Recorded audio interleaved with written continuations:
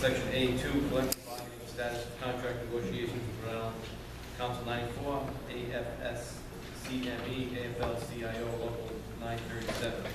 Motion is to seal the minutes and note that no votes were taken. So moved. Second. Roll call. Mr. Halloran? Yes. Mr. McGee? Yes. Mrs. O'Hara? Yes. Mr. Zelinski? Yes. Mr. Biragad? Yes.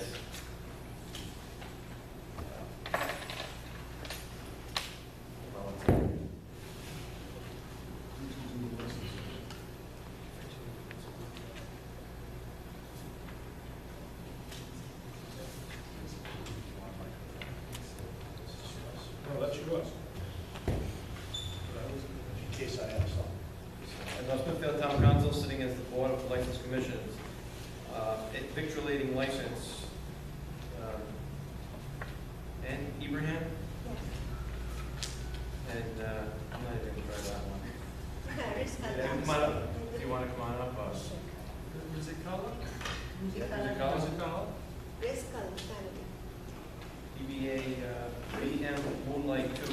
Yes. Now, this is not as easy as it seems, I think, because there's an issue right now with early rises. Yeah. It was every It was early rises, and if you go in your packets, everybody is a note in there from Deb Todd regarding, it's not just black and white, like a regular request for a license. So what happens in this case? Are they on the hook? Taking over the same license.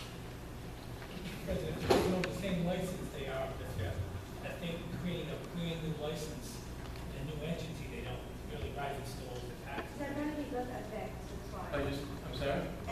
Every riser got affected. You got affected? Yes, and we rent a place from the Plain North, So are you leasing from? George. Yeah. George? From George, so you have nothing to do with the early rises, Nothing. but all this equipment in there though, right?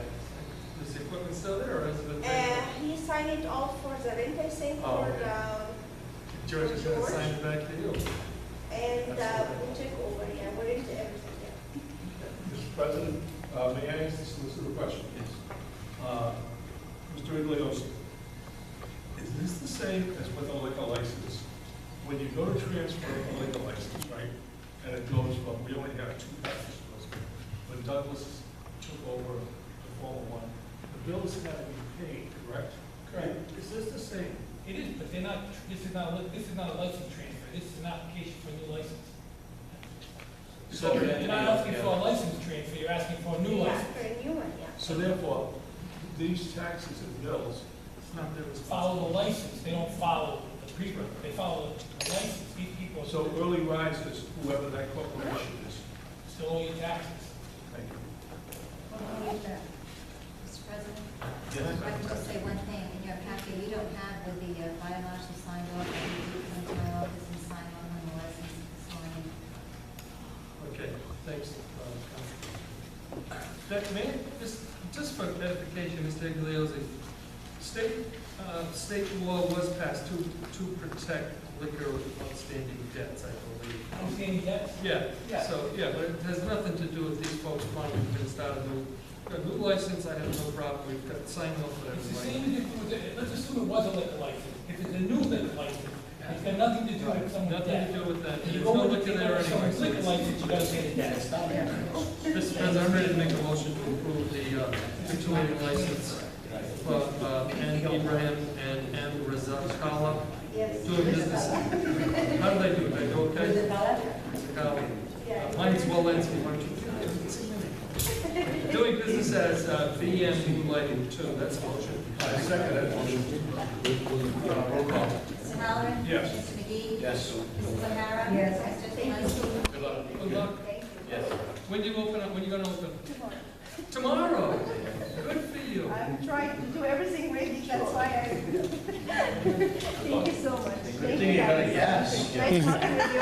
Thank you. Deb, you didn't say yes. Absolutely, yes. Mr. Biragad said yes.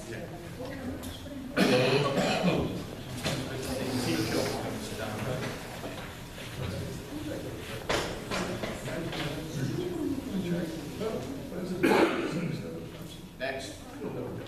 on the telephone. Can I ask a question? When new businesses come to the town, especially small businesses, as a council, as a community, do we do anything for these people? As a just sort of welcoming? I think the best thing government can do for business is get out of their way. Hi, I'm here from the governor. I agree. I agree. No, but a welcome or something. Oh, I never got a welcome. You've been here forever. I've been waiting 38 years for a You came welcome. in the town, You you came came with the incorporated. What are you talking about? Nobody gets welcome. They got a yes, yeah. Let that one lay. Yeah, Lay where it is, somewhere where it is. I agree with the president. I mean, the most important thing we can do is be helpful to them in the permit process, as, you know, as folks are over the annex and in their application for licensing, helping them to, you know, fill out the forms and make sure that they get here with everything prepared. You know, we like to do more. We are expanding our website activities to include an Smithfield business page. People are signing up for that to make more folks aware of who does business in town. But any suggestions, certainly willing to pursue that. I'd like to request now that we jump ahead just a little bit to new business, section A, discussion by council vote of other action regarding current status, future needs for the Smithfield Fire and Rescue Service Fleet. Chief, move your head a little bit, get you out of here. Yeah, I'll bow to the administrator if he wishes to make a statement before he goes through.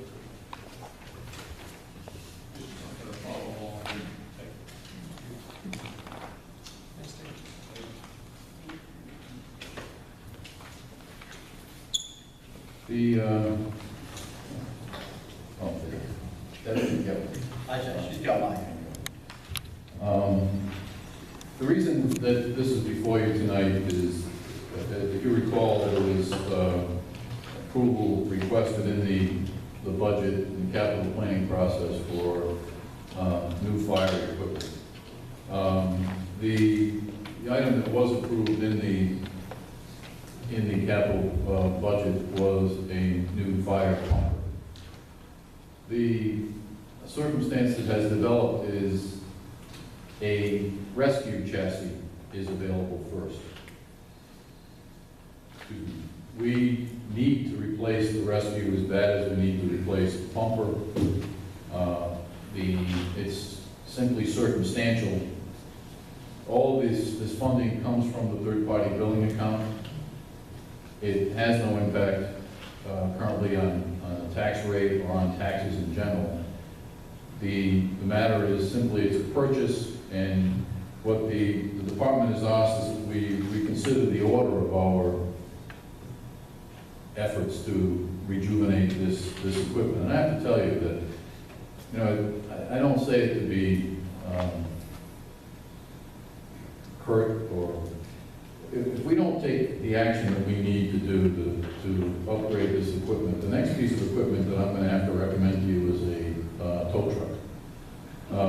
Because I've been paying bills to retrieve fire trucks, rescues, another one today for the EMA vehicle to be towed back to the highway barn for repairs, so to other facilities. You know, how we got where we are, I don't know. It's really of no concern to me. It's about trying to make this move forward and trying to do it as quickly as we can with reasonable targets. As you can see from the list, the units that we want to replace are units that should have been replaced by life standards that have been put forth in the past, where, you know, the pumper, once a pumper is 15 years old, it should be replaced. Well, we won't have a new pumper, even if we ordered it today, until sometime in 2018, 3 years later. That's 3 years of breakdowns that have the potential to be at least embarrassing, if not devastating. Life-threatening. And Point here. If you order the pump now, it'll be 3 years or next year? no, it'll be 3 years since it should have been replaced. It was scheduled to go in 15, and we would be at best be doing it in 18. So what happens if you went Well, that's what would happen. We'd get a new pumper in 18. What the chief and his staff have been able to bring forward is that there is opportunity to be able to acquire a rescue on a shorter timeline that has the same circumstance. It should, the timeline for a rescue is 7 years. The timeline for a pumper is 15 years. One is a heavier duty truck, obviously, than the lighter duty, and it's also, a matter of the number of runs that these things make. So I'll defer to the chief to explain any questions on the sequencing and such, but it really comes down to a circumstance that we'd like to take advantage of this opportunity to acquire the rescue and get that moving without putting in jeopardy the ability to be able to replace this pumper. And that means that, the $550,000 that was budgeted, we're kind of here tonight saying, what would you like to do? We can handle it any way that we want to. We're not trying to go around the process. That's the most important thing. That, we have a budget committee. There's a reason for that. We have a planning board. There's a reason for that. We're here. The circumstances that develop are that the rescue is available first, and we need both of them as fast as we can get them. How do we do this? And so we've got the opportunity. We're presenting it. All of this funding, and Cynthia can corroborate that, we can do both of these. It will all come from the third-party billing account. It will strain that account. We replenish that account at about $20,000 a month from rescue runs. That is the revenue. So you need us, $20,000 per month. you need us to approve the spending for the two vehicles, correct? That would be the best outcome that we could hope for tonight, is to add the rescue to the already approved area, and the value about $290,000 for the rescue. I'd like to hear Mr. Jillson talk. Yeah. Anyway. Did you want to add anything, sir? How many more do you want? No, I'm not gonna belabor the point, so, and I think the administrator makes a good point. Doesn't matter how we got this way, but it's long overdue to be addressed, especially since we're not going to impact the taxpayers. So I think that revenue from third-party billing, between the finance director and certainly a keen administrator, we're going to be able to make that work to try to bring this fleet back into the normal sequencing. To answer your question specifically, there's two reasons why we opted to request a change in sequence of purchase. One is the frequency of need. You can't measure a rescue versus a fire truck. And number two, the availability of that chassis. It takes 4 to 6 months if you get in line and await your turn for the chassis. They usually take 8 to 9 months to build because you're waiting 4 to 5 months of it for the chassis. Fire trucks, from the moment you sign off on the purchase, it takes approximately 320 days, work days, to have it delivered. Nothing is paid up front, nothing is paid till they turn the vehicles over to us. There is sufficient sums of money, even with the town securing their 50% in that revenue account, to handle at least those two. So, I said I wouldn't belabor the point, and I won't. I'll let it go. I just wanted to hear everyone talk. I made the motion, Mr. President. The only question I would ask you, Chief, was for the rescue. Yes, sir. You get it approved tonight, which you will. How long before you think it will be delivered? 6 to 8 months. I mean, we've lived this long. This projection is already 2+ years old. It's just that the whole fleet is past its projection. You can check the numbers yourself. It's got the age, it's got the mileage, it's got the condition, and it's got the projected need for. All right, so the motion is to approve the spending for the two vehicles, the rescue and the pumper. Second that. Right, shouldn't we authorize the administrator to sign a contract for this? I think the chief signs the contract, don't you, chief? Either or. It's ironic because of our unique relationship. technically the trucks are owned by you people. So, you know, just like, I won't get to that, but it's crazy how it's evolving. So just let him tell us how. Yeah. Just what- Administrator. The administrator makes it clean. Right. So you had a motion, you had a second, motion by Council Howard, and second by, Council Howard. You know, I'd just like the record to reflect on why we're doing this, and we're doing this because of public safety as well as the pushed out time frame. So that's really important that, you know, that it shows in our record. Right. Why we took this. And it's still 8 months, Mr. Zelinski. That's what I'm getting at. That's what I'm getting at. That's March or I April. know. You know what? The days will be getting longer, and the birds will be coming back by the time some of these vehicles hit us. So- If I may, Mr. President, one more thing, just all the council be assured that these purchases go under mass purchasing, done by states and actually national bids. So, there's no danger, we save money by not having to go to bid. Right. We get better pricing.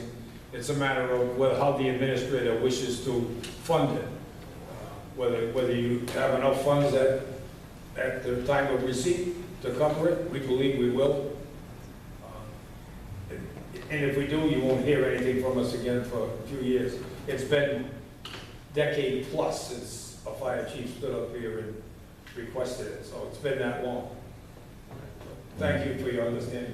I'll interject, we will be looking at this again in the budget process next year, and Chief and I will have a more detailed presentation for the rest of this. Any further discussion? Roll call. Mr. Howard? Yes. Mr. McGee? Yes. Mrs. O'Hara? Yes. Mr. Zalinski? Yes. Mr. Biragad? Yes. Mr. President, are you going to add a new motion, or did that motion have the amendment to authorize the administrator to sign? I'll make a new motion. Authorizing the administrator to sign the contract necessary for the purchase of a rescue and a fire truck for the North Smithfield Fire Department. For a second? And I second the motion. Roll call, please. Mr. Howard? Yes. Mr. McGee? Yes. Mrs. O'Hara? Yes. Mr. Zalinski? Yes. Mr. Biragad? Yes. Okay, moving on. The old business. Discussion by council vote or other action on scheduling a public hearing date for ordinance section 6-3.12, taxation of renewable energy systems. Mr. Kravitz? Yes, this, when you had passed the solar ordinance a couple months back now, way time ago, it was brief, but we're allowing that by special use permit, if you recall, in all districts. So there's going to be more applications coming. I'm receiving calls already on that. So it was actually in June of, I want to say 16, yeah, June of 16, the General Assembly passed a statute related to this tangible taxation of commercial solar systems. And then a little later, January 1st of 17, this new taxation formula went into effect as to how to tax these things. And simply stated, how it used to be is you could negotiate these agreements with them and get so many dollars per kilowatt hour. Now, with the new law passed, they've established kind of a floor where the municipality will receive no less than 5. So you kind of, with these companies will be negotiating, obviously, I'm sure they're going to want to push us down to that minimum of $5. But what it did for the people in that market is they wanted some predictability. When they go to a city or town, what are they going to be expected to pay that municipality for revenue, for tangibles? It was kind of all over the place. Now, it's pretty much known what it's going to be. So wanted to get this on the books to kind of keep us out of any legal trouble with what's going to be coming down the pike, seeing that the state law did pass. It's a simple one-page ordinance, as you've seen. It's based on a model that the state provided. They were marching us around in the fall of 16, which is where I learned about it, just at my tail end time. Barberville adopted this too, shortly thereafter the presentation. So we can do it during a regular scheduled council meeting? Right, after, and you'll have a public hearing that night.